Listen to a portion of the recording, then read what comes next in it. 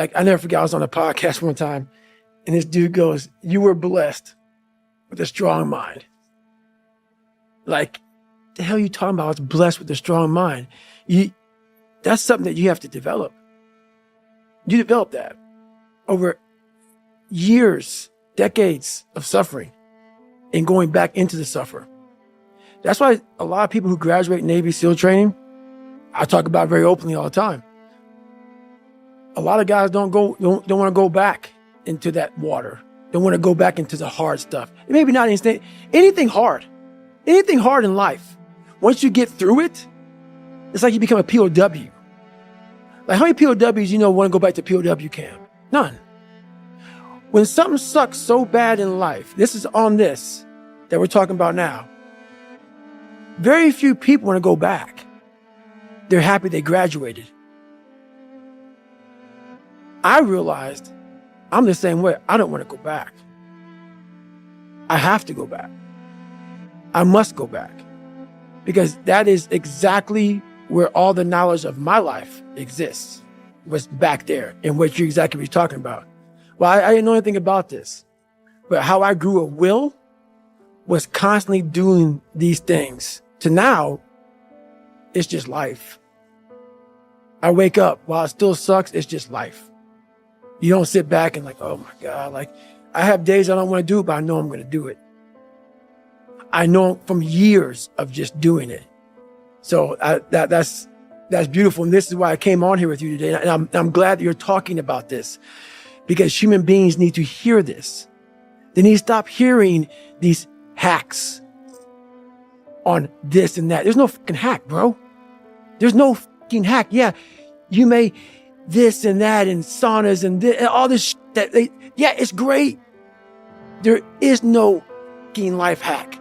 To grow that thing, how do you grow it? Do it and do it and do it and do it. That's the hack. The hack is gonna fucking suck. And that's what I realized. Life, that's why I wanted to come on here today. I didn't want to come on here and talk about no fucking passion and purpose and how to get the fuck out of bed and how to hit a fucking alarm clock and all this catchphrase bullshit.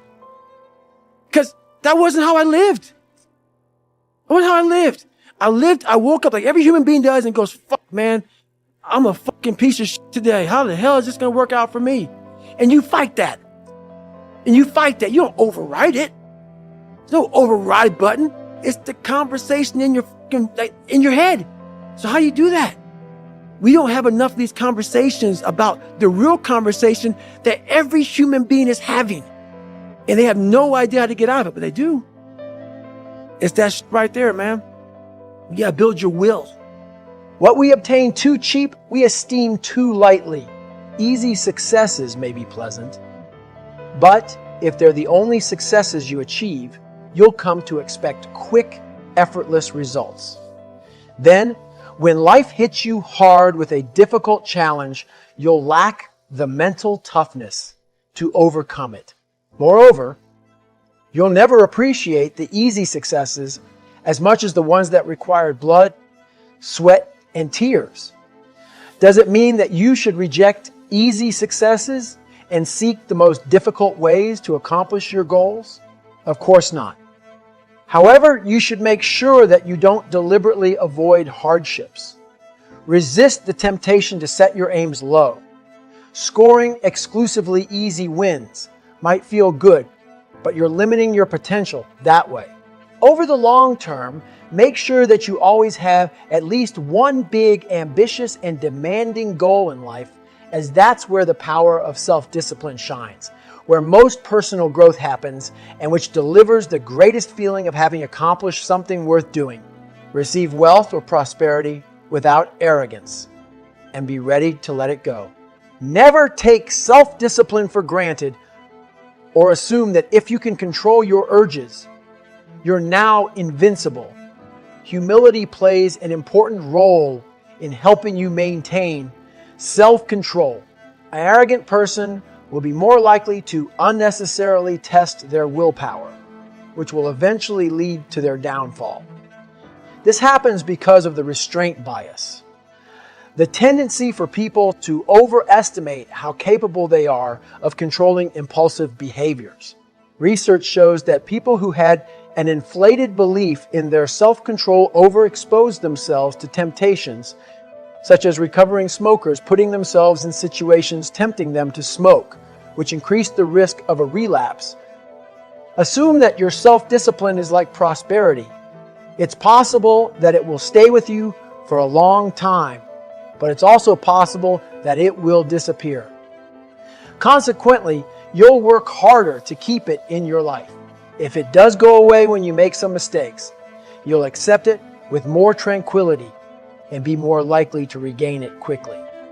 You gain strength, courage, and confidence by every experience in which you really stop to look fear in the face.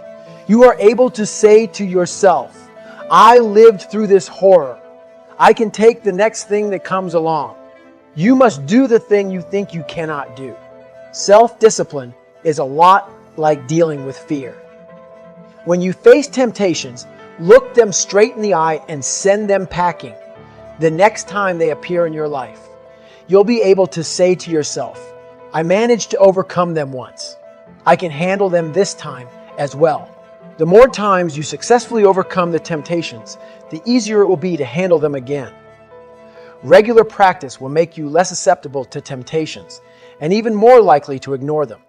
Just like looking fear in the face will make you more likely to act in spite of it. Granted, it's not that with enough experience, you'll become unconditionally self-disciplined, just like you won't one day stop being afraid of anything.